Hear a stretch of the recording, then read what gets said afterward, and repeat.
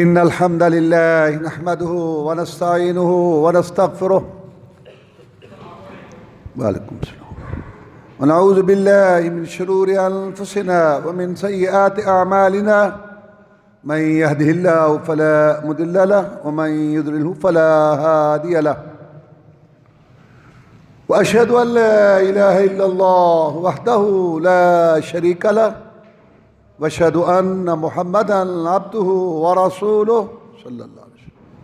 أما بعد فإن خير الحديث كتاب الله وخير الهدي هدي محمد صلى الله عليه وسلم وشر الأمور محدثاتها وكل محدثة بدعة وكل بدعة ضلالة وكل ضلالة في النار. فأعوذ بالله من الشيطان الرجيم. إن الذين كفروا سواء عليهم أأنذرتهم أم لم تنذرهم لا يؤمنون. ختم الله على قلوبهم وعلى سمعهم وعلى أبصارهم غشاوة ولهم عذاب عظيم.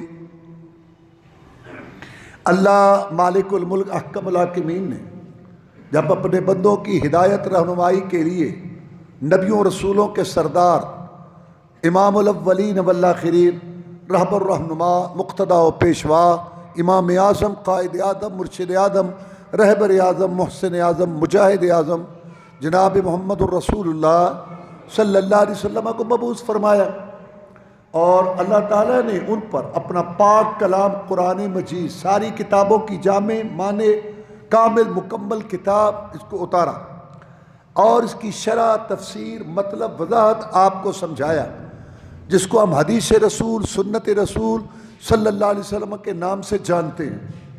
تو لوگ تین گروہوں میں ہو گئے. کوئی بھی تحریک آتی ہے دنیا میں، کوئی بھی نعرہ آتا ہے، کوئی بھی پیغام دنیا کے سامنے آتا ہے، تو عام طور پر لوگ تین قسموں میں ہو جاتے ہیں. ایک اس دعوت کو اس نظریے کو قبول کر لیتے ہیں، اور ایک اس نظریے دعوت کو رد کر دیتے ہیں، اور ایک ہوتا ہے تیسرا گروہ جو درمیان میں ہوتا ہے، جن کے پاس قوت فیصلہ نہیں ہوتی. اسلام کے ساتھ بھی ایسے ہوا. جب اسلام آیا تو سامنے لوگ جو تھے وہ تین گروہوں میں تقسیم ہو گئے، اور انہی تین گروہوں کا ذکر سورۃ بقرہ کے شروع میں ہے. پہلا گروہ تھا مومنوں کا، جنہوں نے کہا کہ ہم جناب محمد الرسول اللہ صلی اللہ علیہ وسلم پر ایمان لائے، ایک اللہ کے علاوہ کوئی معبود مشکل کشا حاجت روا نہیں، جھکیں گے تو اسی کے آگے، مانگیں گے تو اسی سے، نظر نہ چڑھاوے اسی کے لیے دیں گے. گردنیں ہماری کٹ سکتی ہیں لیکن آج کے بعد جو ہو چکا سو ہو چکا. اللہ کے علاوہ نہ کوئی مشکل کشا ہے، نہ کوئی حاجت روا ہے، نہ کوئی داتا ہے، نہ کوئی کرنی بھرنی والا ہے. سارے نبی ولی پیر پیغمبر جن فرشتے ان کی بڑی شانیں، بڑے مقام ہیں، بڑی عظمتیں ہیں، بڑے درجے ہیں، لیکن اللہ کے غلام ہیں اور اللہ سے مانگنے والے ہیں. اور یہ جناب محمد الرسول اللہ صلی اللہ علیہ وسلم جس کو ہم نے دیکھا، بچپن لڑکپن دیکھا، اس کا کردار دیکھا، اس کے ہم نے کاروبار اور معاملات دیکھے، یہ سچا انسان ہے، امین صادق ہے، اور یہ رسول ہے، اللہ کی طرف سے بھیجا ہوا ہے. رسم رواج باپ دادا کی باتیں، علاقے سوسائٹی کے تقاضے ہم سب چھوڑتے ہیں، اور ہم صرف محمد الرسول اللہ صلی اللہ علیہ وسلم کے فرمان اور اس کی اطاعت تابعداری پر ہے. اور بازو کھڑے کر کے انہوں نے اعلان کر دیا کہ جو ہوتا ہے ہو جائے، برادری چاہے، علاقہ چاہے، وطن چاہے، سرداریاں جائیں، لیڈریاں چاہے، جو ہوتا ہے ہو جائے، ہجرت کرنی پڑے، جو کرنی پڑے، ہم محمد رسول اللہ صلی اللہ علیہ وسلم کے ساتھ کھڑے ہیں. اور ان کے لیڈر تھے امیر المومنین خلیفۃ رسول اللہ ابو بکر صدیق رضی اللہ. یہ وہ شخص ہے جس نے سب سے پہلے بازو کھڑا کر کے مکے میں اعلان کیا کہ میں محمد کے ساتھ ہوں صلی اللہ. پھر عبد الرحمن بن عوف، عثمان رضی اللہ تعالیٰ ساتھ، یہ سارے لوگ ہیں. یہ ایک گروہ تھے جن کا ذکر قرآن مجید میں سورۃ بقرہ کے شروع میں، جن کو آپ تفصیل سے ذکر سن چکے. اب دوسرے دو گروہ کافروں کے تھے. کافروں کی دو قسمیں بنائیں قرآن میں. ایک تھے کافر، کافر کا معنی انکار کرنے والا، جنہوں نے زبان سے بھی انکار کیا، دل سے بھی. ہم نہیں مانتے، ہم اس اسلام کو نہیں مانتے، قرآن کو ہم نہیں مانتے. قرآن خود بناتا ہے، ایسے کہتا ہے ہم محمد رسول اللہ صلی اللہ علیہ وسلم ٹھیک ہے، پہلے ہم کہتے رہے کہ سچا ہے، ایماندار ہے، جو کچھ بھی ہے، لیکن ہم اس کی رسالت کو، اس کی نبوت کو نہیں مانتے کہ یہ اللہ کا رسول ہے، ہم تسلیم نہیں کرتے۔ کیوں؟ باپ دادا کی بات ہم چھوڑنے کے لیے تیار نہیں ہیں۔ ان کا لیڈر تھا ابو جہل، اور ایک قسم مدینہ میں جا کے پیدا ہوئی کافروں کی، کیونکہ مکہ میں مسلمانوں کی حکومت نہیں تھی، لہذا کوئی مسلمانوں کا ان کو ڈر، خوف، روب، دبدبا نہیں تھا۔ مدینہ میں مسلمانوں کی حکومت قائم ہو گئی، وہاں ایک گروہ تیسرا آ گیا، ہے وہ بھی کافر، بلکہ بدترین کافر، منافق۔ جب انہوں نے دیکھا کہ مفادات، برادری، یہ چیزیں ہیں، تو اسلام کو دل سے بھی تسلیم نہیں کیا، لیکن چونکہ مسلمانوں کی حکومت تھی، اوپر سے کلمہ پڑھ لیا کہ ٹھیک ہے جی ٹھیک ہے، ہم بھی مسلمان۔ یہ منافق تھے۔ منافق، کافر کون ہوتا ہے؟ جو زبان سے بھی انکار کرے، دل سے بھی انکار۔ اور منافق کون ہوتا ہے؟ جو زبان سے اقرار کرتا ہے اسلام کا، دل میں اس کے کفر ہے۔ یہ خطرناک ہے، یہ منافقوں کا تذکرہ۔ تو کافروں کا تذکرہ جو پہلی قسم ہے، ابو جہل جن کا لیڈر تھا، ابو لہب، عتبہ، شیبہ، ولید، یہ لوگ تھے۔ ان کے متعلق اللہ نے فرمایا کہ اے محمد کریم صلی اللہ علیہ وسلم، آپ ٹھیک ہے بہت محنت کرتی ہیں، رات دن لگاتی ہیں، اور پریشان نہ ہو، حوصلے تسلی کے لیے فرمایا کہ یہ جو لوگ کافر ہیں نا، ابو جہل اور اس کے ساتھی، یہ جو لوگ ہیں، برابر ہے ان پر، آپ ان کو ڈرائیں یا نہ ڈرائیں، یہ ایمان نہیں لائے۔ انہوں نے ایمان نہیں لایا۔ آپ ان کو ڈرائیں یا نہ ڈرائیں، تبلیغ کریں یا نہ کریں، دعوت دیں یا نہ دیں، انہوں نے نہیں مانا۔ اللہ تعالیٰ نے فرمایا ان پر برابر ہے، یہ نہیں کہا تجھ پر برابر ہے، تو جب بھی بات کرے گا ثواب، جب بھی بات کرے گا اجر، جب بھی تو ان کو سمجھائے گا تیرا درجہ ہم بلند کر دیں گے، لیکن ہم تمہیں تسلی کے لیے یہ کہتے ہیں کہ انہوں نے نہیں ماننا، لہذا پریشان نہیں ہونا۔ وجہ ختم اللہ علی قلوبہم، ان کے دلوں پہ اللہ نے مہر لگا دی ہے، وَعَلَىٰ سَمْعِهِمْ وَعَلَىٰ أَبْصَارِهِمْ غشاوہ، ان کی آنکھوں پر پردے آ چکے ہیں، کانوں پر ان کے پردے ہیں، لیکن یہ لوگ ایمان نہیں لائیں۔ مہر کا مطلب ہوتا ہے کسی چیز پر مہر لگ جائے، بس کوئی چیز اس میں داخل نہیں ہو سکتی۔ اور پردے آنے کا مطلب یہ ہے کہ کوئی حق کی بات دیکھنے کے لیے تیار نہیں۔ کانوں پر پردے کا مطلب یہ ہے کہ کوئی سچی بات سننے کے لیے تیار نہیں۔ یہ لوگ جو حق کی جستجو ہی نہیں ہے، وعد نصیحت صحیح بات کو سننے قبول کرنے کے لیے تیار ہی نہیں ہے، لہذا یہ لوگ ایمان سے محروم رہیں گے۔ یہ کافروں کا یہ گروہ، اس کا تذکرہ ہو۔ اب بات ذہن میں آتی ہے کہ جب اللہ نے پہلے ہی طے کر لیا، یا پہلے ہی اللہ نے کہہ دیا کہ یہ ایمان نہیں لائیں گے، تو پھر ان کا قصور؟ اس کا جواب یہ ہے کہ اللہ تعالیٰ کا طریقہ یہ ہے، اللہ تعالیٰ کا طریقہ یہ ہے کہ اللہ تعالیٰ دونوں راستے دکھاتے ہیں۔ قرآن میں ہے اِنَّا هَدَيْنَاهُ السَّبِيلَ اِمَّا شَاكِرًا وَإِمَّا كَفُورًا۔ انسان کو ہم نے پیدا کیا، دیکھنے سننے والا بنایا، اس کو عقل دے دی، اور اس کے سامنے دو راستے رکھے، یہ خیر کا، یہ شر کا، ہدایت کا، گمراہی کا، جنت کا، جہنم کا، یہ رحمان کی لین، شیطان کی، اور سوچنے کے لیے عقل تمیز دے دی۔ خیر شر میں، صحیح غلط میں امتیاز کرنا، یہ انسان کو اللہ تعالیٰ نے یہ قوت دی ہے، اور زبردستی نہیں اللہ نے کی، راستے دونوں دکھا دی، چاہے ادھر جا میرے بندے، چاہے ادھر جا، زبردستی نہ ادھر ہے نہ ادھر ہے، رپورٹ تیری لکھی جا رہی ہے، جگہ وقت دن لکھا جا رہا ہے، اور تیری میری باتیں کل قیامت کو ہوں گی، زبردستی نہیں۔ اللہ تعالیٰ نے فرمایا لَعَلَّكَ بَاخِعٌ نَفْسَكَ أَلَّا يَكُونُوا مُؤْمِنِينَ۔ اے محمد کریم صلی اللہ علیہ وسلم، آپ ان کے درد میں اور ان کی ہدایت پر آنے میں اتنے حریص، اتنی کوشش کرنے والے ہیں کہ لگتا ہے کہ تم اپنے آپ کو ہلاکت میں ڈال دو گے اور اپنی جان جو ہے کھو بیٹھو گے۔ میرے پیغمبر اتنے پریشان نہ ہوا کرو ان کے بارے میں۔ إِن نَشَاء نُنَزِّلْ عَلَيْهِم مِّنَ السَّمَاءِ آیَةً فَظَلَّتْ أَعْنَاقُهُمْ لَهَا خَاضِعِينَ۔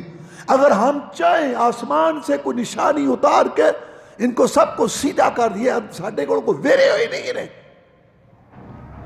ہم ان کو سیدھا کر کے رکھ دیں، ان کی گردنیں جھک جائیں، لیکن پیغمبر ہمیں زبردستی کا ایمان نہیں چاہیے، ہم زبردستی کا ایمان نہیں چاہتے۔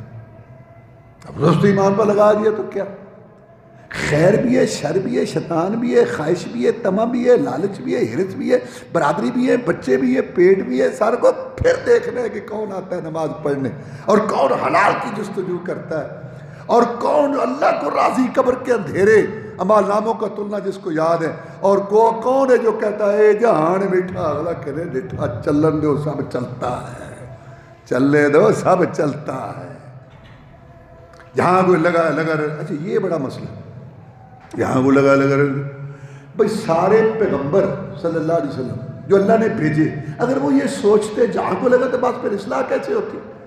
جہاں کو لگا رہے، اور لڑنا نہیں ہوتا، گلے نہیں پڑنا، کسی کی بے عزتی نہیں کرنی، توہین نہیں کرنی، لیکن رات کو رات، دن کو دن، صحیح کو صحیح، غلط کو غلط تو کہنا ہے۔ 6 ڈگریاں دین میں، بدھو کھاتا ہے سب ٹھیک ہے، چوری کر رہا ہے وہ بھی ٹھیک ہے، اور جو نماز پڑھ وہ بھی ٹھیک ہے، توبہ توبہ اللہ معاف، جو اللہ کو گالیاں دے رہا وہ بھی ٹھیک ہے، یہ کیا بات ہے؟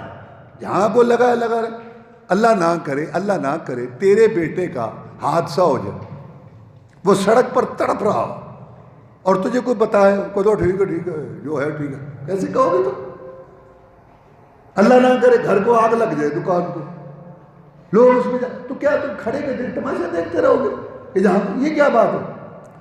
سعودی عرب کے علماء، ان کے پاس ایک آدمی نے سوال بھیجا، ان سے سوال کیا، میری جوان بیٹی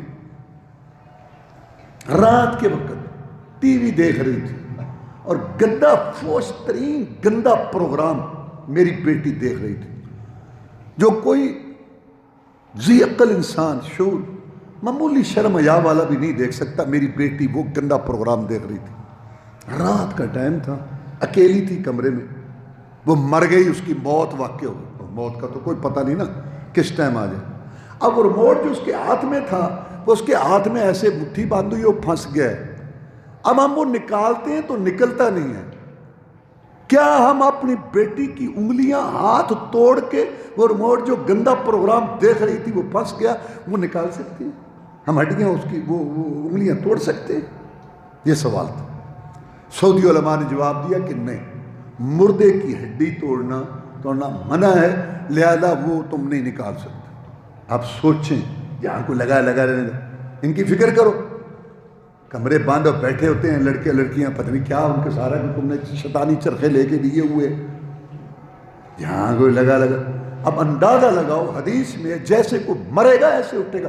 ایک حاجی فوت ہو گیا، رسول اللہ صلی اللہ علیہ وسلم کو بتایا کہ فرمایا اس کو غسل دو اور ان کو جو احرام کی چادریں اسی میں کفن دو، سر ننگا رکھو، کیونکہ حاجی کا عمرے والے کا سر ننگا ہوتا ہے مرد کا، لہذا اس کو ایسے رکھو، قیامت کے دن یہ اٹھے گا لبیک لبیک کہتے ہوئے اٹھے گا، جیسے کوئی مرے گا ایسے ہی اٹھے گا۔ واللہ جو لوگ گند میں ہوتے ہیں ان سوچتے نہیں ہیں کہ اگر یہی موت آ جائے اسی حالت میں ہم اٹھیں گے۔ وہ مری لڑکی مری، دلیل جب اٹھے گی تو ریموٹ ہاتھ میں ہوگا کہ اے کرتوت کر کے آئی ہیں، یہاں کو لگا رہنے دو۔ اللہ تعالیٰ نے فرمایا تم کہو، سمجھاؤ، بتاؤ، تمہیں اجر ملے گا، ثواب ملے گا، باقی پریشان نہ ہو ان کے بارے میں۔ یہ کوئی ہم سے وہ طاقتور نہیں ہے یا ہم سے کوئی وہ اکڑے ہوئے نہیں ہیں، لیکن ہم نہیں چاہتے زبردستی کا ایمان۔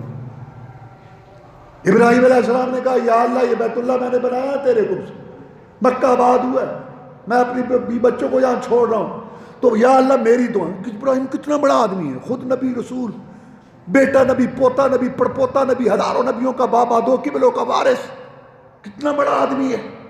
دعائیں کی، اللہ سنتا گیا۔ ایک دعا یہ کی وَارْزُقْ أَهْلَهُ مِنَ الثَّمَرَاتِ مَنْ آمَنَ مِنْهُمْ بِاللَّهِ وَالْيَوْمِ الْآخِرِ، یا اللہ جو ان میں سے ایمان لائے ان کو رزق دینا، بے ایمانوں کا نام۔ فرمایا ابراہیم تیری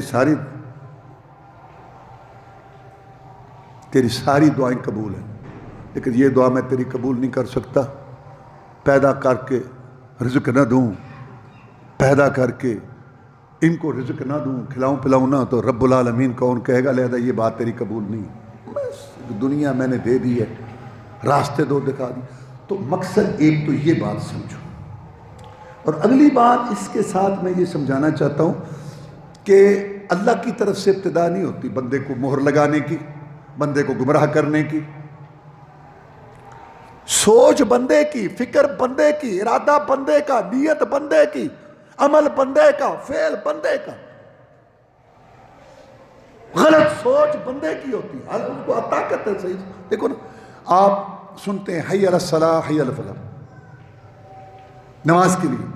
ابھی بچوں میں بیٹھے ہیں، کاروبار میں بیٹھے ہیں، دوست احباب میں بیٹھے ہیں، شادی کے حالوں میں دو نمازیں چٹ. 20-25 کھانے پر ٹائم لگتا ہے، 20-25 منٹ. میں حیران. ایک تو یہ پریشانی ہے نا کہ اس قوم کے پاس وقت کتنا، 2-2 2.5 گھنٹے وقت ضائع کرتے. کیسے لوگ ہیں؟ سوچ سمجھ نہیں. بڑا پانی یہ ہے کہ میں آرام سے جاؤں اور پیچھے جاؤں اور سارے لوگوں کو پریشان کروں، انتظار کروں، تڑپاؤں. کیا سوچ ہے لوگوں کی. لیکن میں اس وقت یہ کہنا چاہتا ہوں کہ نمازیوں کی نمازیں وہاں رہ جاتی ہیں. لوگ جو ہیں وہ اس چیز کا نہیں سوچتے، نہیں خیال. تو میں کہنا یہ چاہتا ہوں کہ حی علی الصلاۃ حی علی الفلاح سن کے ہر آدمی، مرد عورت، چھوٹا بڑا، سردار ہے یا کسی کے ماتحت ہے، اس کی دل میں 2 خیال آتے ہیں. ایک آتا ہے نماز پڑھو، اللہ کا حکم ہے، اللہ اجر دے گا، ثواب دے گا، جنت دے گا، اپنا دیدار دے گا. اور ایک خیال آتا ہے کوئی نہیں، کل بھی پڑی تھی، سارا محلہ سویا ہوا ہے، رب مہربان، محمد شفیع بیڑے پار، کچھ نہیں ہوتا، کچھ نہیں ہوتا. پہلا خیال آتا ہے، اٹھتا ہے، وضو کرتا ہے، مسجد میں آتا ہے. کیا یہاں فرشتے کھڑے ہیں کہ یہاں تو لکھا ہے تو نے نہیں پڑھنی، چل پیچھے؟ نہیں، کبھی کسی نے مسجد سے نہیں نکالا کسی کو. اور دوسرا خیال آتا ہے جو کہ کچھ نہیں ہوتا، دیکھی جائے گی، کل بھی تو پڑھی تھی، کچھ نہیں ہوتا، کچھ نہیں ہوتا. رب میں یہ شیطان ہے نا جس نے ہماری ماں باپ کو ننگا کرا کے جنت سے نکلا. شیطان کے کئی نام ہیں، ایک اس کا نام ہے الغرور. قرآن میں دھوکے باز. وہ قرآن میں ہے نا کہ خطبہ دے گا یہ سورۃ ابراہیم میں 13ویں پارے میں، جب جنتی جنت میں چلے جائیں گے، جہنمی جہنم میں، تو یہ خطبہ دے گا. قرآن میں ہے، کہے گا ان اللہ وعدکم وعد الحق، اللہ نے بھی تم سے سچے وعدے کیے تھے، میں نے بھی وعدے کیے تھے. اللہ کے وعدے سچے تھے، میرے جھوٹے تھے. میری کوئی حکومت نہیں تھی، زبردستی میں نے. دیکھو شیطان کے پاس کوئی حکومت کنٹرول نہیں کہ زبردستی کسی کو چوری پر لگا نہیں. یہ طاقت اللہ نے دی اتنا آزمائش رکھنے کے لیے کہ کون مانتا ہے میری بات. اللہ کہتا ہے، اور یہ اس کے پیچھے کون چلتا ہے؟ اللہ نے اتنا اختیار دیا ہے شیطان کو کہ وہ وسوسہ ڈالتا ہے، خیال ڈالتا ہے خفیہ دل کے اندر. بس وہ کہتا ہے میں نے بلایا، خیال ڈالا، دانا پھینکا، جال لگایا، وہ تو تم میرے دشمن کی اولاد تھے، وہ تو میں شیطان تھا، میں نے کرنا تھا. تم نے میری بات کیوں مانی؟ کیوں مانی؟ اپنے آپ کو ملامت کرو. خبردار کو مجھے برا بھلا کہے، تم اپنی بھگتو، میں اپنی بھگتو. یہ قرآن میں اللہ کتنا مہربان ہے. آنے والے پرچے سارے حالات بتا دی، جہاں کی جمڑے بنے رہے اندر، اس کا تو کوئی علاج نہیں. تو میں یہ بتا رہا تھا کہ یہ شیطان جو ہے نا، شیطان اس کے پاس طاقت نہیں ہے کہ زبردستی ہے اس کو بھیج دے. اگر انسان پہلے خیال پر عمل کرے تو پھر اللہ کیا کرتا ہے؟ اللہ کا ایک قانون ہے کہ کوئی نیکی طرف آتا ہے، راستے آسان کر دیتا ہے. اللہ تعالیٰ آگے رہنمائی کرتا ہے اس کے لیے. یہ سارے یہ اللہ کہتا ہے کہ جو آتا ہے میں کرتا ہوں. اور جو وہاں دوسرے خیال پر عمل کرے کہ کچھ نہیں ہوتا، کچھ نہیں ہوتا، تو اللہ کا یہ طریقہ نہیں ہے کہ زبردستی کسی کو ہدایت کی طرف لائے. پھر اللہ اس کو اس کے حال پہ چھوڑ دیتا ہے. اور جس کو اللہ اس کے حال پہ چھوڑ دیتا ہے، یہ مطلب ہے کہ اللہ جس کو چاہتا ہے گمراہ کرتا ہے، اللہ تعالیٰ جس کو چاہتا ہے ہدایت دیتا ہے. تو میں کہنا یہ چاہتا ہوں، سوچ بندے کی، ارادہ بندے کا، فعل بندے کا، نیت بندے کی، عمل بندے کا، فعل بندے کا. انسان خود جو ہے جرم کا ارتکاب کرتا ہے. اچھا اللہ حاکم ہے، احکم الحاکمین ہے، خالق مالک رازق ہے، ہم اس کے بندے، ملک، نوکر، پیداوار. ہمیں ہمارے باپ دادے پردادے کو پیدا کرنے والا، ذرے ذرے پتے پتے پہ اسی کا کنٹرول ہے. اور اس نے قرآن میں واقعات بتایا، فرعون شداد جیسے کو رگڑا دیا، عادیوں سمودیوں کو اللہ کہتا ہے میں نے سلا دیا. قرآن کہتا ہے پھر ان میں سے کسی کو تم نے دیکھا حرکت کرتے ہوئے، اللہ کہتا ہے فسواہا، میں نے باغیوں کو برابر کر کے رکھ دیا، اور کتنی طاقتیں اس کی، کتنی طاقتیں کہ ولا یخاف عقباہا، اس کو آگے سے ایجاب ریئیکشن کا بھی ڈر نہیں کہ میرے نال کچھ ہوئے۔ لوگ طاقت استعمال کرتی پھر محتاط ہوتے ہیں کہ اگو کوئی رد عمل۔ اللہ کہتا مجھے اتنی طاقتیں ہیں میری، میں ان کا گھونٹ بھاٹ رگڑا دے دوں، سب کو تہس نہس کر دوں، مجھے انجام کی پرواہ نہیں ہے۔ کیا طاقتیں ہیں اس کی، کیا قدرتیں ہیں اس کی۔ اللہ اکبر، یا رب لک الحمد کما ینبغی لجلال وجہک وعظیم سلطانک۔ یا اللہ تیری اتنی حمد تعریف توصیف ہے جتنے تیری جلال شان کو لائق ہے۔ حدیث میں آتا ہے کہ یہ کلمہ جب کہا نا، یا رب لک الحمد کما ینبغی لجلال وجہک وعظیم سلطانک، فرشتے پریشان ہو گئے، اللہ کے پاس گئے کہ یہ نیکی تو 10 گنا تو 100 200 500 7 سمجھ آ گئی، اس کا یہ کیا لکھیں یا اللہ؟ یا رب لک الحمد کما ینبغی لجلال وجہک وعظیم سلطان، یا اللہ اس کا ثواب کیا لکھیں؟ اللہ نے آگے سے جواب دیا کہ ایسی کلمات لکھ لو، میں جانوں میرا بندہ جانو۔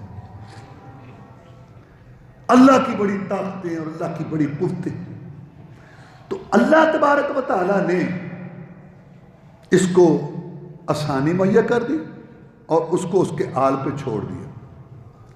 تو اللہ تبارک و تعالیٰ کی طرف سے ابتدا نہیں ہوتی، قرآن میں ہے۔ اللہ فرماتے ہیں وَنُقَلِّبُ أَفْئِدَتَهُمْ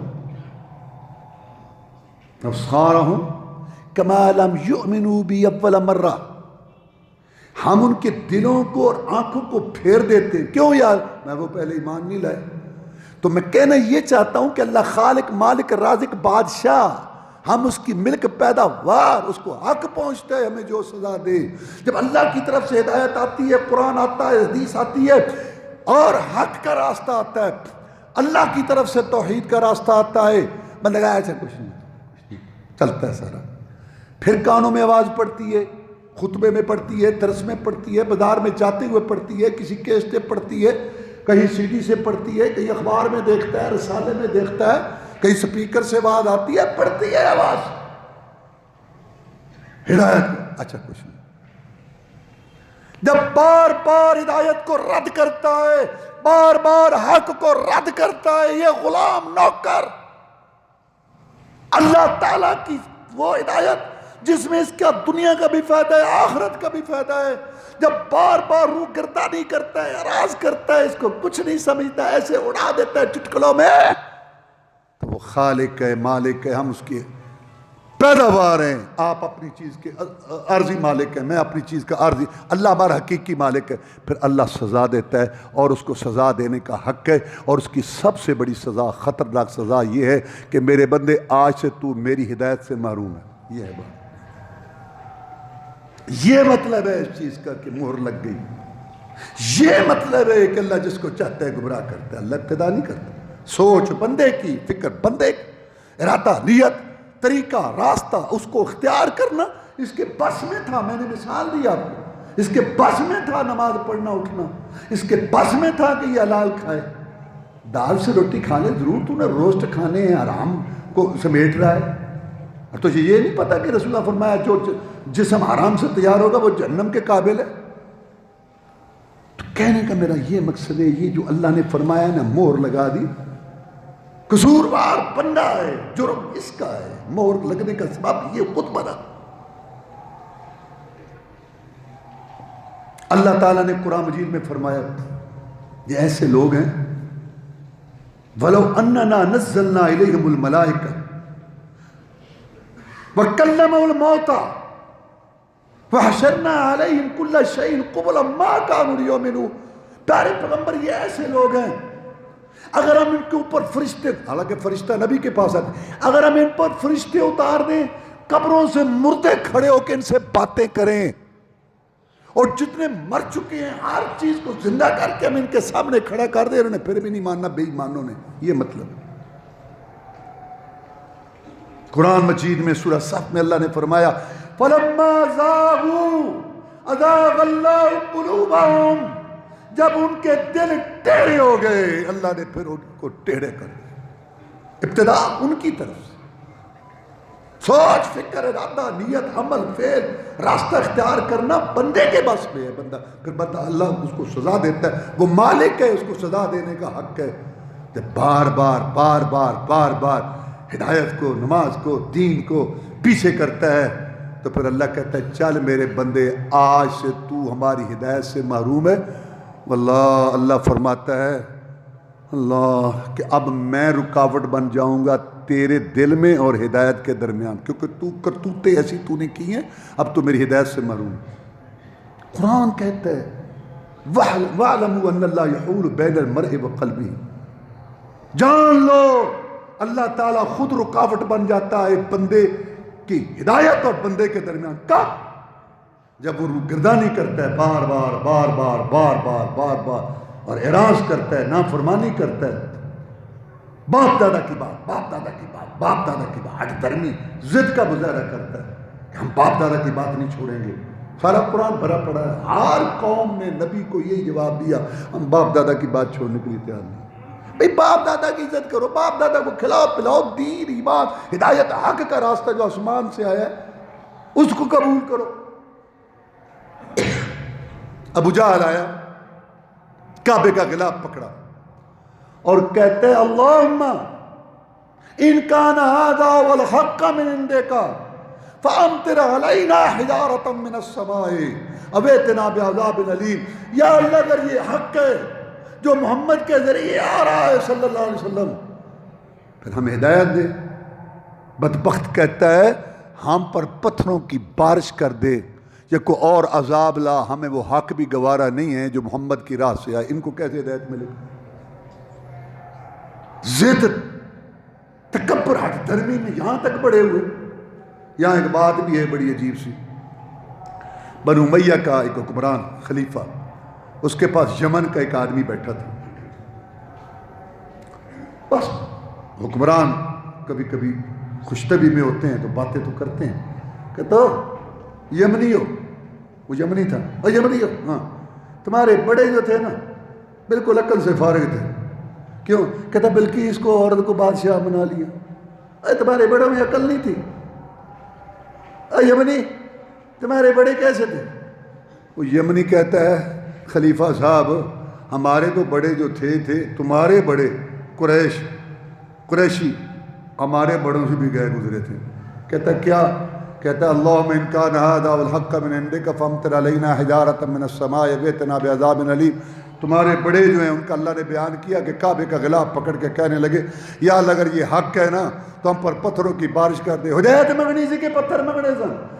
خلیفہ صاحب ہمارے تو بڑے جو تھے تمہارے بڑے ہمارے بڑوں سے بھی گئے گزرے. خلیفہ چپ کر گیا. ایک دن نا یہ ابو جہل کو ابو الحکم کہتے تھے. ابو الحکم کا معنی دنائی والا, فیصلے کرتا تھا. اسلام نے کہا ابو جہل جہالت والا ہے جس کو یہی پتہ نہیں کہ میرا پیدا کرنے والا کون ہے, میں نے کس کے سامنے جھکنے, ایک کو چھوڑ کر 360 کو ماتھا ٹیکتا ہے, ان کے نظر و ناز چڑھاوے دیتا ہے, اس کو کیا دنائی ہے ابھی. ایک دن اس کو ایک آدمی کہنے لگا ابو الحکم میں نے تیرے ساتھ ایک بات کرنی ہے, تو ہمارا سردار ہے, میں نے ایک بات کرنی. ہاں کر. یار ساری عمر تو ہم کہتے رہے کہ محمد امین ہے صلی اللہ علیہ وسلم, یہ سچ بولنے والا ہے, ہماری آنکھوں کا تارا ہے, قریش کا ہیرا ہے, ہمارا یہ ہے. ساری عمر تو ہم یہ کہتے رہے. اب اس نے ایک بات کی ہے تو ہم کہتے ہیں کہ یہ غلط کہتا ہے. کیوں؟ جو نبی نہ ہو نا, رسول نہ ہو, اور وہ کہے کہ میں نبی ہوں رسول ہوں, تو قرآن کہتا ہے کہ سب سے بڑا ظالم اور جھوٹا شخص وہ ہے. تو جب یہ نبی نہیں ہے رسول نہیں ہے, ایک مثال ہے, اور ہم اس کو کہہ پہ تو ٹھیک ہے. اب وہ کہتا ہے میں نبی ہوں میں رسول ہوں, ہم کہتے ہیں نہیں, تو اس کا مطلب ہے معاذ اللہ پر یہ سب سے بڑا جھوٹا ہے. پہلے ہم کہتے تھے سب سے زیادہ سچا ہے, اب ہم کہہ رہے ہیں سب سے بڑا جھوٹا ہے. ابو الحکم گل بندی نہیں, گل جڑدی نہیں, آپس میں بیٹھی. وہ کہتا ہے پتہ بات کیا ہے, قریش بڑا قبیلہ تھا نا, بڑا قبیلہ, نیچے چھوٹے چھوٹے خاندان تھے. قریش بڑا قبیلہ, نیچے خاندان بنو مخزوم, بنو ہاشم, بنو فلاں. ابو جہل کا خاندان تھا بنو مخزوم، محمد رسول اللہ صلی اللہ علیہ وسلم کا خاندان تھا بنو ہاشم. یہ یار رشتے میں چچا تھا، سکا چچا نہیں تھا. اوپر بڑا قبیلہ قریش، نیچے خاندان. اب وہ کہنے لگا کہ یار بات اصل میں پتہ کیا ہے. ہاں کہتا ہے بنو مخزوم نے حاجیوں کو پانی پلایا، ہم نے بھی. بنو ہاشم نے حاجیوں کو پانی پلایا، ہم نے بھی پلایا. بنو ہاشم نے بیوہ مسکینوں کی مدد کی، ہم نے بھی کی. اب ان میں نبی ہو ہم میں نہ ہو، چاہے سچا ہے ہم نہیں مانتے، ان کی بنا ہدایت دیں. کہتا ہے بات اصل میں یہ ہے. اچھا اللہ فرماتا بل تبع اللہ ارے آپ بھی کفر ہیں، اللہ نے مہرے لگا دی. سبب ان کا کفر بنا، انکار بنا، اعراض بنا، باپ دادا کے پیچھے لگنا بنا، ہٹ درمی، تکبر، گھمنڈ. کل تک ہماری بکریاں چراتا رہا. کہنے لگے ولولا نزل هذا القرآن على رجل من القريتين عظيم. یہ تکبر ہے، جہالت ہے، گھمنڈ ہے، ضد ہے. قرآن آتا تو مکہ کا کوئی سردار ہوتا یا طائف کا کوئی وڈیرا ہوتا. اس پر آنا تھا. رہنے کے لیے حویلی نہیں ہے، چڑھنے کے لیے سواری نہیں ہے. کل تک ہماری بکریاں چراتا رہا اور آج کہتا ہے کہ میں نبی ہوں. یہ تکبر، گھمنڈ، اکڑ، غرور، فخر اور اپنے باپ دادا کی تقلید، یہ ان کو لے کے بیٹھ گئے. یہ تھی بات. اب ان کو کیسے رب ہدایت؟ اس لیے اللہ نے کہا مہریں لگ چکی ہیں. یہ ایسے لوگ ہیں. یہ یہودی مدینہ میں آ کے آباد ہوئے تھے کہ آخری نبی یہاں آئے گا، آخری نبی یہاں آئے گا، اس لیے آ کے آباد ہوئے تھے. بنو قریظہ، بنو قینقاع اور بنو نذیر. اور جب آ گیا قرآن کہتا ہے وَكَانُوا مِن قَبْلُ يَسْتَفْتِحُونَ عَلَى الَّذِينَ كَفَرُوا. پہلے دعائیں کرتے تھے یا اللہ وہ نبی بھیج، نبی بھیج، نبی بھیج جو تو نے بھیجنا ہے. فَلَمَّا جَاءَهُم مَّا عَرَفُوا كَفَرَ بِهِ فَلَعْنَةُ اللَّهِ عَلَى الْكَافِرِينَ. جب وہ آ گیا، پہچان لیا، پھر انکار کر دیا. اللہ کی لعنت پھٹکارو ان ظالموں پر، جان بوجھ کے انہوں نے انکار کیا. قرآن کہتا ہے یعرفونہ کما یعرفون ابناءہم. ایسے پہچانتے ہیں محمد کو سسم جیسے اپنے بیٹوں کو پہچانتے ہیں یہودی. لیکتمون الحق، حق کو چھپاتے ہیں یہ ظالم، سب پتہ ہے ان کو. عبداللہ بن سلام رضی اللہ تعالیٰ یہودیوں میں سے مسلمان ہوا.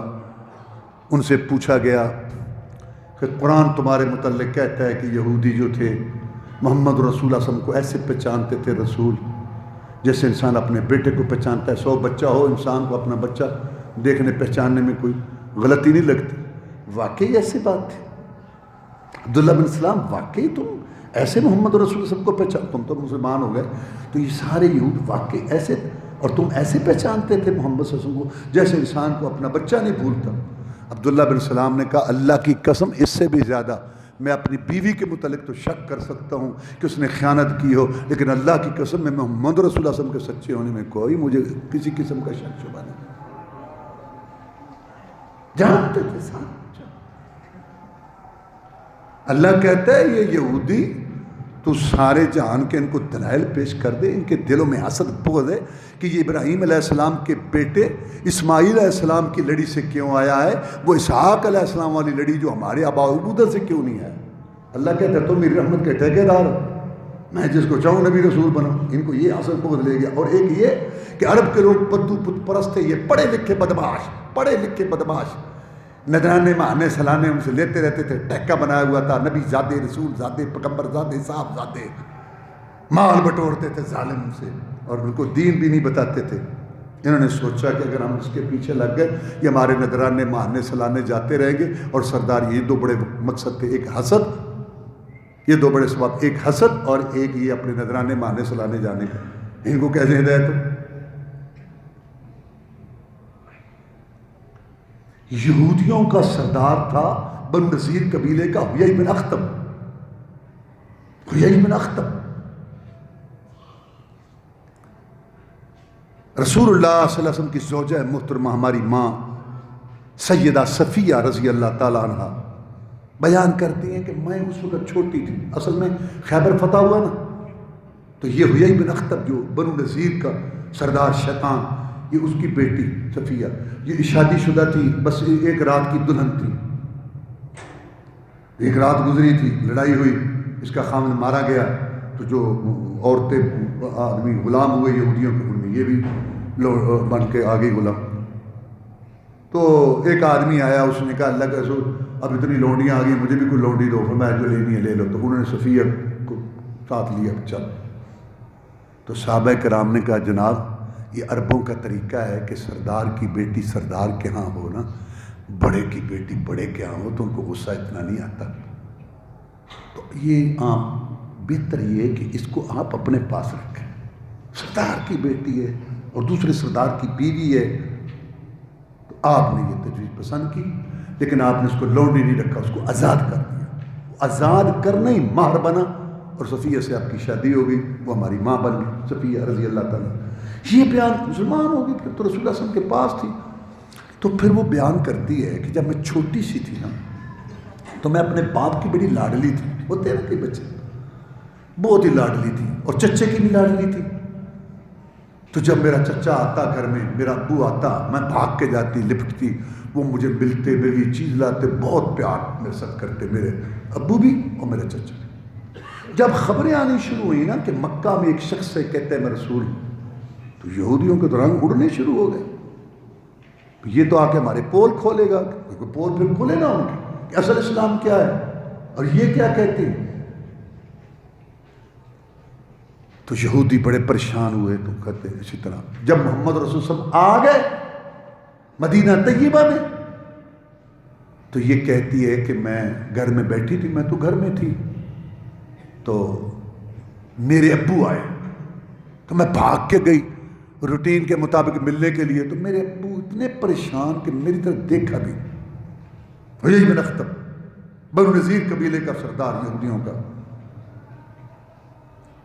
دیکھا بھی نہیں میری طرف۔ میں بڑی حیران ہوں کہ ان کو کیا ہو گیا، بس ایسے پریشان ہو کے میرا ابو بیٹھ گیا۔ تھوڑی دیر بعد میرا چچا آیا، تو میں اس کی طرف بھاگی، وہ بھی میری طرف پریشان تھا، اس نے کوئی توجہ نہ کی۔ میں بڑا حیران ہوا، کیا حیران ہوئی کہ ان کو کیا ہو گیا۔ اس وقت تو مجھے سمجھ نہ آئی، چپ بیٹھا رہا میرا ابو بھی اور میرا چچا بھی، دونوں یہودیوں کے سردار تھے۔ بہت دیر کے بعد میرا چچا بولا، میرا ابو زیادہ پڑھا ہوا تھا، یعنی یہودی علم یہودیوں کا سردار تھا، میرا چچا کم تھا، تو میرا چچا میرا ابو بڑا بھی تھا، تو میرا چچا پوچھتا ہے وہی ہے؟ بہت پریشان ہو گئے، یہ وہی ہے؟ میرے ابو نے کہا ہاں وہی ہے۔ یقین ہے تمہیں وہی ہے؟ یعنی کیا مطلب؟ جس کی تورات میں خوشخبریاں ہیں، آخری رسول نبی آنا ہے، وہی ہے؟ کہتا ہاں وہی ہے۔ پھر کیا خیال ہے؟ مخالفت، دشمنی، اسرائیلیوں، نہیں مانتا۔ میں نے کہا میرے ابو کو پتہ نہیں، کہا بعد میں مجھے یہ ہے یہودیت، کیسے ہدایت ملے ان کو؟ ہدایت تو ان کے گھر میں آئی ہے، ایسے لوگوں کو نہیں اللہ ہے۔ اور پھر یہ خندق کی جنگ اس ظالم نے بھڑکائی، 20 آدمیوں کا وفد لے کے گیا مکے میں۔ اس وقت مکے والوں کا سردار تھا ابو سفیان رضی اللہ تعالیٰ عنہ۔ دیکھو کیسے یہودی، اب سن لو، یہ ساری دنیا میں جو آگ لگی ہوئی ہے نا، جنگوں کی، قتال کی، لڑائیوں کی، حکومتیں اتھل پتھل ہونے کی، یہ معاشی لڑائی، سارا فساد، اللہ کی قسم یہ خنزیر کی اولاد، بندر کی اولاد، یہودیوں کی ساری کارستانی ہے۔ امریکہ میں کچھ نہیں ہے، سب پیچھے کنٹرول یہودیت نے 3 اپنے ہدف مقرر کیے۔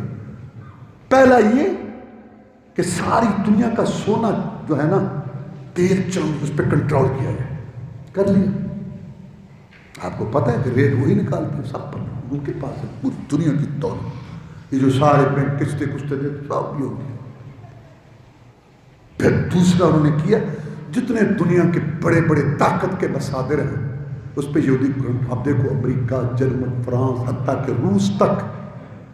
میں حیران ہوا، چند دن پہلے مجھے پتا چلا کہ روس کا جو سربراہ ہے وہ بھی پکا جو ہے وہ اسی اپنے مذہب پر ہے، حالانکہ دیکھ لو گرو سے کچھ نہیں۔ یہ سارے جو طاقت کے مصادر بڑے ملک ہیں، ان میں 1 2 3 کہیں 10 کہیں 8 20 کی پوسٹوں پر طاقت والے جتنے ہیں، پھر عالمی بینک لے لو جو سب یہ ہوتی ہے یا ان کے کنٹرول میں۔ آپ اس سے اندازہ لائیں کہ امریکہ کا صدر بغیر یہودیوں کے دامن، اب دیکھ لیں اسرائیل سار یہ فلسطین کا انہوں نے کیا کر دیا، ادھر دائیں طرف بٹھا کے اس کو، یہ ان کا دوسرا یہ بھی حاصل کر لیا۔ تیسرا ان کا ہدف تھا کہ پوری دنیا پہ کنٹرول کرے۔ یہاں آگے سے جنگ شروع ہوئی، اڑکا کڑکا شروع ہو گیا، 12 معاہدوں پر آگے سے لڑائی ہو رہی ہے، کہیں تھوڑی کہیں زیادہ، یہاں آ کے معاملہ جو ہے نا ان کے ہاتھ میں دیا، اور نہیں آئے گا انشاءاللہ۔ صحیح حدیث ہے کہ قیامت سے پہلے پوری دنیا میں اسلام غالب آئے گا اور یہ یہودیوں کا قتل عام ہوگا مسلمانوں کے ہاتھوں، حتیٰ کہ حدیث ہے کہ حتیٰ کہ وہ یہودی چھپے گا پتھر کے پیچھے، پتھر بولے گا مسلمان ادھر بیٹھا ہے، خنزیر کا وارث ادھر بیٹھا ہے۔ تو میں کہنا یہ چاہتا ہوں کہ ان کے دل، اس لیے تو پہلی صورت میں ہمیں کہا گیا ان سے بچو، یہودیوں سے۔ رسول اللہ صلی اللہ علیہ وسلم ان سے بچو، روزہ رکھا آپ نے 10 محرم کا،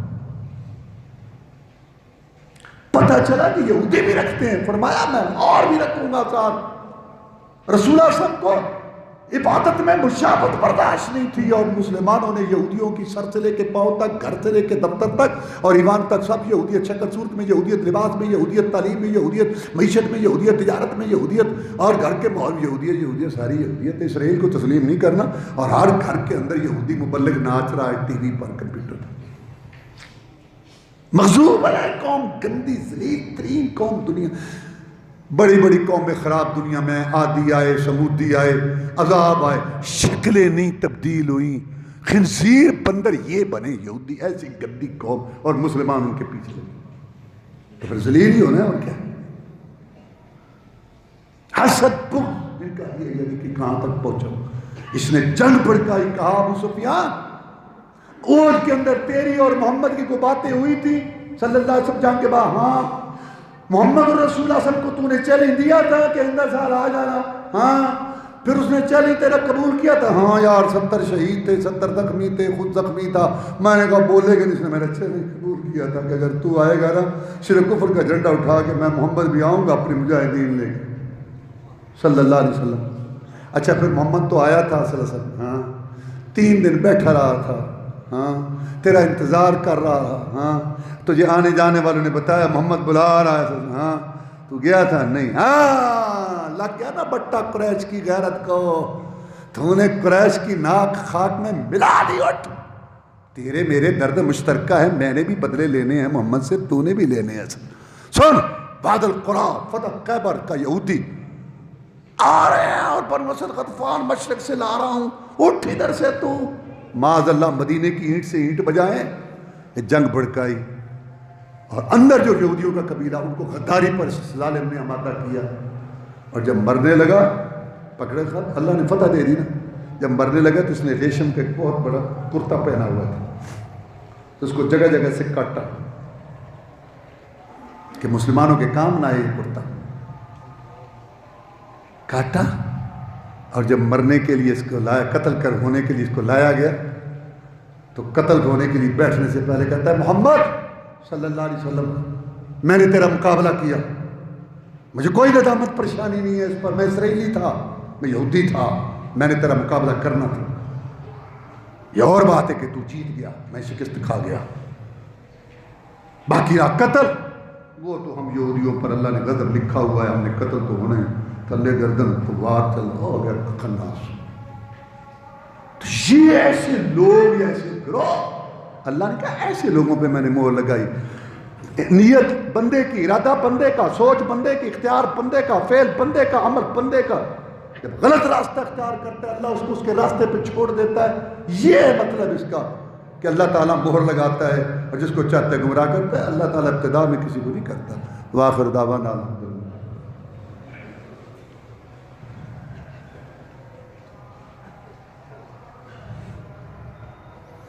ان الحمد للہ نحمده ونستعینه ونستغفره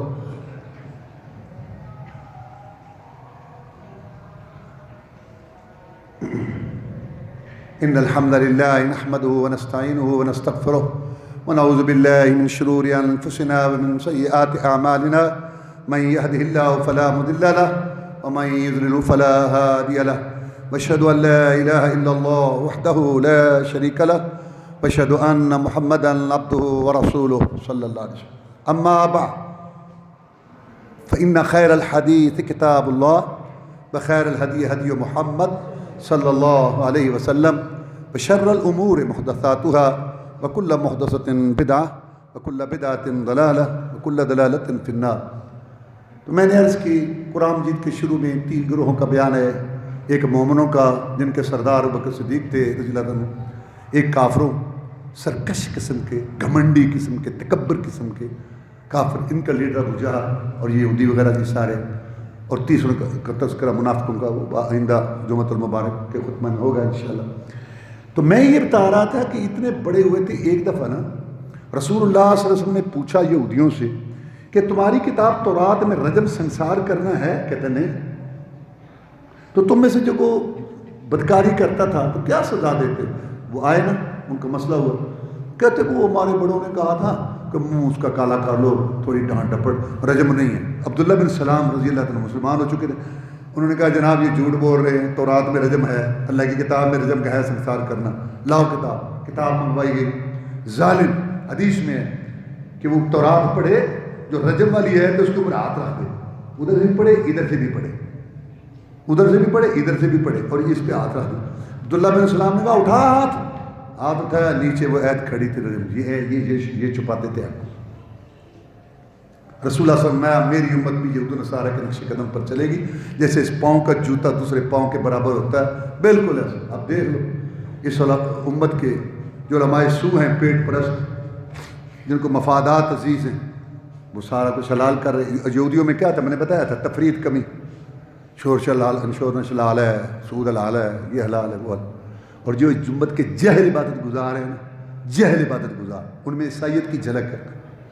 کھانا اچھا نہیں کھانا، نانا نہیں ہے، گزری پہننی ہے، بولنا نہیں ہے، جنگل میں رہنا ہے، ایک ٹانگ کھڑی کرنی ہے، کہیں الٹا لٹکنا ہے. یہ ساری عیسائیت کی باتیں ہیں، مسلمانوں کی اتنی ہے. رسول اللہ صلی اللہ علیہ وسلم نے فرمایا، صحیح حدیث ہے، میں بات کر رہا تھا نا کہ بندہ خود غلط راہ اختیار کرتا ہے، حدیث ہے صحیح. میں جب بندہ گناہ کرتا ہے نا تو اس کے دل پہ ایک سیاہ رنگ کا نقطہ لگ جاتا ہے گناہ کی وجہ سے، اور اگر وہ توبہ کر لے، معافی مانگ لے تو وہ نقطہ ختم ہو جاتا ہے، دل پھر صاف ہو جاتا ہے پہلے کی طرح. لیکن اگر گناہ کیا، پھر گناہ، پھر گناہ، پھر گناہ، توبہ نہیں کرتا تو پھر اس کا دل سارا سیاہ ہو جاتا ہے. پھر آپ نے قرآن کی آیت پڑھی کہ اللہ فرماتے ہیں بران علی قلوبہم ما کانوا یکسبون، ان کے کرتوتوں کی وجہ سے ان کے دلوں پہ زنگ آ گیا. تو رسول اللہ صلی اللہ علیہ وسلم یہ ہے وہ زنگ جو اللہ بیان کر رہا ہے، وہ اس طرح ہوتا ہے. ایک اور حدیث ہے رسول اللہ صلی اللہ علیہ وسلم نے فتنے ہوں گے ایسے جیسے چٹائی کے تن کے ہوتے ہیں، چٹائی اور تن کا ایک گیا کھلی دوسرا، ایسے فتنے ہوں گے. اب آگے جو دل اس فتنوں کو قبول کریں گے، دلوں پر فتنے آئیں گے، قبول کریں گے تو ان کے دل بالکل سیاہ اور کوزے کی طرح ہو جائیں گے، الٹ کوزہ. اب کوزہ ایسے لوٹا ایسے سیدھا ہو تو اس میں پانی ڈلے گا، اگر وہ الٹا ہو ڈال لو پانی اس میں. فرمایا وہ فتنے قبول کرنے کی وجہ سے دل ٹیڑے الٹ ہو جائیں گے اور ان میں کوئی خیر داخل نہیں ہو سکے گی. اور جو دل اس فتنوں کو رد کریں گے، دور کریں گے، ان کے دل صاف چٹان کی طرح پختہ پکے ہوں گے، جو کسی برائی غلط چیز کو، فتنے کو قبول نہیں کریں گے اور خیر اور اچھائی کو قبول کریں گے. جناب محمد رسول اللہ صلی اللہ علیہ وسلم ساری دنیا میں اعلیٰ افضل تھے. ہدایت کی بات ان کی گھر سے چلی، ان کی ذات سے چلی. قرآن کہتا ہے یاسین والقرآن الحکیم انک لمن المرسلین علی صراط مستقیم. اللہ فرماتا ہے کہ اے محمد کریم صلی اللہ علیہ وسلم مجھے قسم ہے قرآن حکیم کی، ابو جہل یہ لوگ تجھے نہیں مانتے رسول، نہ مانے، میں عرش والا گواہی دیتا ہے کہ تو رسولوں میں سے ہے اور تو سیدھی راہ. جس کے ایمان پر ہونے کی، ہدایت پر ہونے کی اللہ نے گارنٹی دی، وہ محمد رسول اللہ صلی اللہ علیہ وسلم. کئی دفعہ دعا مانگا کرتے تھے، حدیث میں ہے یا مقلب القلوب ثبت قلوبنا علی طاعتک، دلوں کو پھیرنے والے مولا دل تیرے قبضے میں ہیں، میں محمد صلی اللہ علیہ وسلم میرے ساتھیوں کے دل اپنی ہدایت پر ثابت قدم رکھنا۔ جب وہ یہ دعا مانگتے تھے تو ہم کس بات کے بونی سمندر کی مچھلی ہیں، فتنوں کا دور ہے، اللہ تعالیٰ سے استقامت اخلاص مانگنی چاہیے۔ جب یہ چیز ہمارے اندر آ جائے گی حکمرانوں میں، اللہ کی قسم یہ سارے جتنے دشمن کٹھے ہو رہے ہیں، منصوبے بنا رہے ہیں، کشمیریوں پر بہت ظلم ستم ہو رہا ہے، اللہ تعالیٰ ان کی مدد کرے اور مسلمان ان کے ساتھ کھڑے ہیں۔